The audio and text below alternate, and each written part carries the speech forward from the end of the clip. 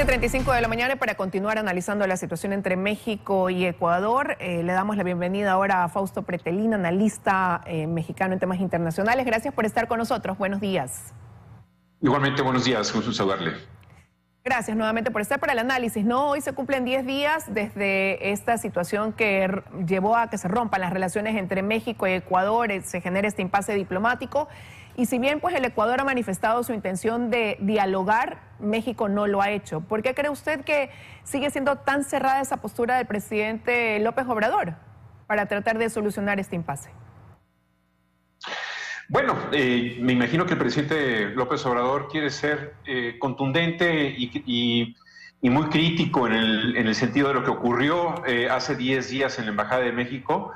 Pero es importante decir que bueno, el presidente de México tiene una diplomacia más dogmática que de Estado. Yo partiría de esa premisa y a partir de ahí es entendible lo que está haciendo, porque pues bueno, sí hubo una violación, ¿no?, al derecho internacional y quizás quiere ser consistente con él mismo a pesar de que no ha sido consistente con sus ideologías, con sus ideas, perdón, y actitudes y acciones sobre lo que es la política exterior. Hay que recordar a los ecuatorianos que la política exterior en México lleva poco más de 5 años en un estado pues de pausa anómala, una política exterior lamentable de un presidente de México muy nacionalista y que utiliza la política exterior para hacer pues para tratar de convencer domésticamente algunas de sus decisiones. Ahora, y de cara a un proceso electoral que se llevará en junio precisamente para elegir presidente en México, ¿este tema sigue siendo titular de primera plana? ¿Sí es un tema quizás de conversación entre los mexicanos? Se lo pregunto también porque durante varios días consecutivos ha sido el tema que abre estas ruedas de prensa matutinas que da el presidente López Obrador. Sí, quizás la totalidad de la semana pasada sí fue. Vamos a ver esta semana que inicia cuáles son los temas. Hay que recordar también los ecuatorianos que las conferencias de prensa del presidente López Obrador pues son totalmente acciones de control de comunicación en donde él dice lo que quiere y no necesariamente lo que el país requiere. Ahora, lo que parecería es que el objetivo claro es que hay una sanción mucho más allá de la que ya emitió la OEA, ¿no? Ya México presentó esta demanda en la Corte Internacional de Justicia, ahora incluso se habla de espionaje, denuncian eso de ahí, van a pedir también una sanción por parte de la ONU para Ecuador, que pueda ser incluso separado de ese organismo. Esto llevaría a pensar que es imposible el poder restablecer relaciones entre ambos países. Bueno, mientras esté López Obrador en la presidencia es imposible, yo no lo veo factible. Él se irá el 30 de septiembre, llegará una nueva presidenta, ya sea la oficialista o la oposición, y a partir de ahí pues tendrá que ponderar, ¿no?, cuál es el costo de generar estas rencillas y este conflicto diplomático que tiene México con Ecuador, y ojalá uno esperaría que se reactiven las relaciones de manera inmediata. Vamos a ver el presidente Noboa cómo puede llegar a negociar con la nueva presidenta y a partir de ahí pues esperemos que mejore la situación. Pero y si se tratara de la presidenta representante del movimiento oficialista de Claudia Sheinbaum, ¿hay esa posibilidad pese a ser la misma línea de gobierno? Es una buena pregunta. Yo diría que hasta este momento ella es muy fiel, es la sombra de López Obrador. A partir del primer día de su gobierno tendrá que velar por sí sola, romper la dependencia de López Obrador. Esa es la gran incógnita que tenemos aquí en México.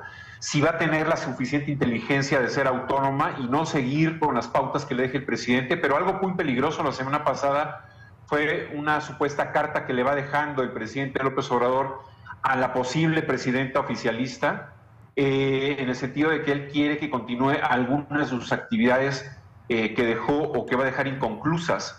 Espero que en esa lista no esté el tema de Ecuador, pero es un aspecto lamentable lo que está ocurriendo en México con este populista conservador como ha sido el presidente López Obrador, ¿no? Ahora, y este suceso, este impasse, lo que ocurrió hace 10 días, se convierte también en un elemento, ¿cree usted, de la campaña electoral? La percepción es también que ha ido cambiando, ¿no? Al principio el personaje central era el ex vicepresidente Jorge Glass, ahora dicen que aunque se le otorgara el asilo, en caso de ser así, esto de aquí pues no soluciona lo que ya ha ocurrido y más bien parecería que ahora el enfoque va dirigido netamente al presidente ecuatoriano Daniel Noboa.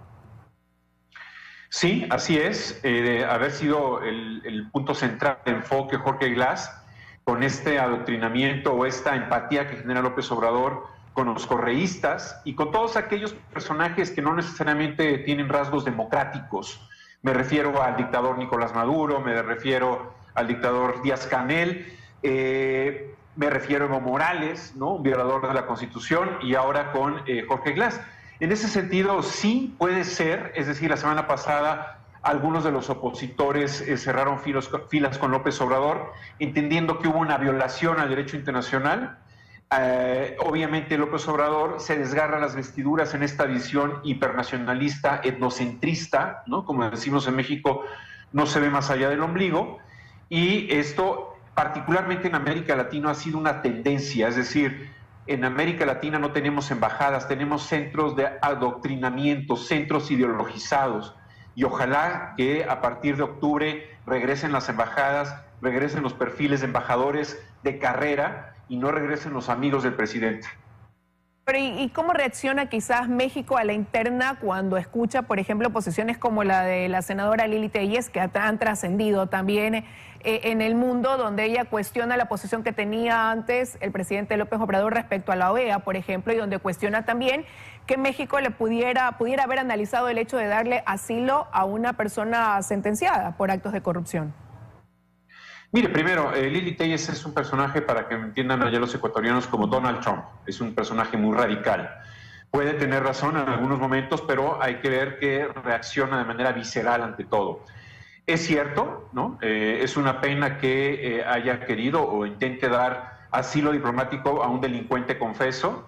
En las dictaduras de España, de Argentina, de Chile, pues evidentemente las puertas se abrieron, auténticamente dando asilo diplomático a personajes que eran perseguidos por sus ideologías, no perseguidos por la justicia o una justicia objetiva y separada y autónoma del Poder Ejecutivo.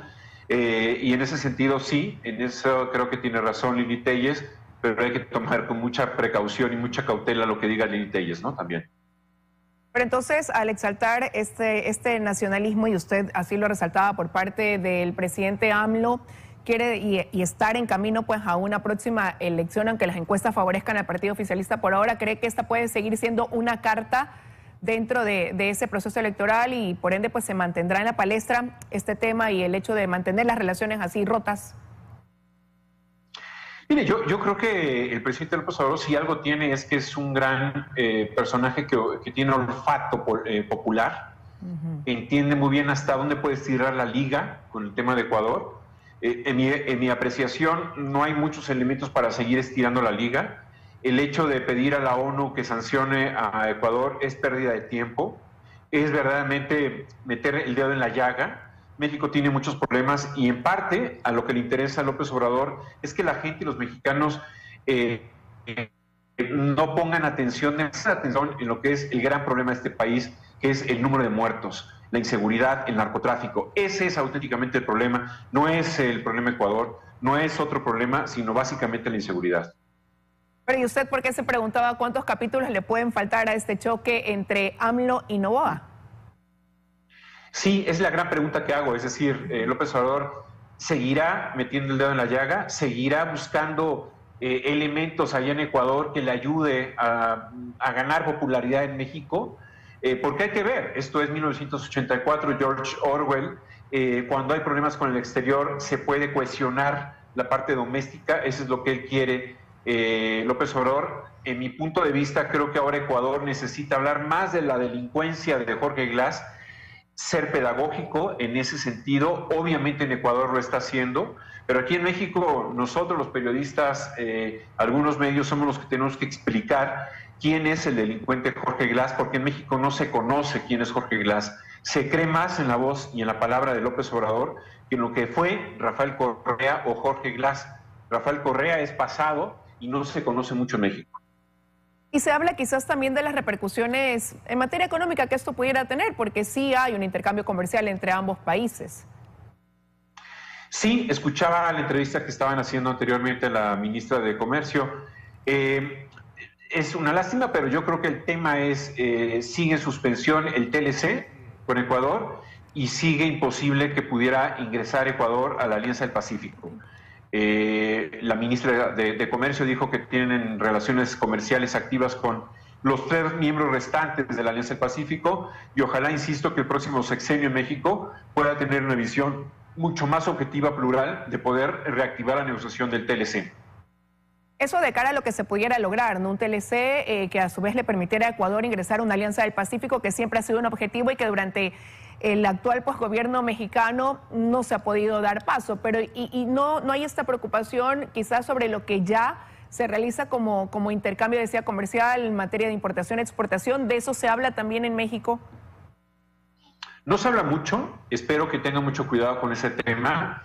Hay inversionistas importantes, empresarios como Carlos Slim, el Grupo Alfa de Sigma Alimentos, que están presentes allá en Ecuador, y ellos obviamente sí deben de estar preocupados y le han de pedir al presidente de México que tenga cuidado a la hora de abordar esos temas, porque se está llevando muchos empleos de por medio y eso no se podría poner en juego, ¿no? Nada más para poner en contexto, en Ecuador, la Alianza del Pacífico nació precisamente para deschavizar o despolitizar las relaciones entre 4 países. No querían hablar hacia el 2010, 2008 del chavismo, y hay que recordar que en el caso del presidente de México ni menciona la Alianza del Pacífico, puso en juego esta alianza cuando no quiso darle la presidencia pretémpore a la presidenta de Perú, Dina Boluarte, y en ese sentido me queda claro que al presidente López Obrador no le interesa la Alianza del Pacífico. Por ahora, entonces, Fausto, habrá que esperar, ver los temas que él pondrá sobre la agenda en este encuentro con los periodistas y también me imagino la expectativa en ver qué dirá la CELAC y posteriormente, pues, la Corte Internacional y la ONU. Sí, bueno, la ONU es evidente que no lo va a aprobar, esta petición de México, y qué bueno. Se necesita pasar por la Asamblea General y después por el Consejo de Seguridad. Es claro que Estados Unidos no votaría a favor de esta propuesta locuaz del presidente López Obrador. Habrá que ver lo del Tribunal de Justicia y habrá que ver lo de la CELAC. La CELAC está dividida. La CELAC es una guerra ideológica. La CELAC está perdida. La CELAC prácticamente no sirve para nada en estos momentos. Bueno, pendientes entonces de lo que ocurra. No quiero agradecerle, Fausto, que nos haya acompañado esta mañana con su análisis desde México. Que tenga un buen día. Muchas gracias, igualmente, buen día. Buenos días. Estuvo con nosotros Fausto Pretelín, periodista, analista en temas internacionales. Momento de ir a una pausa y enseguida regresamos con más.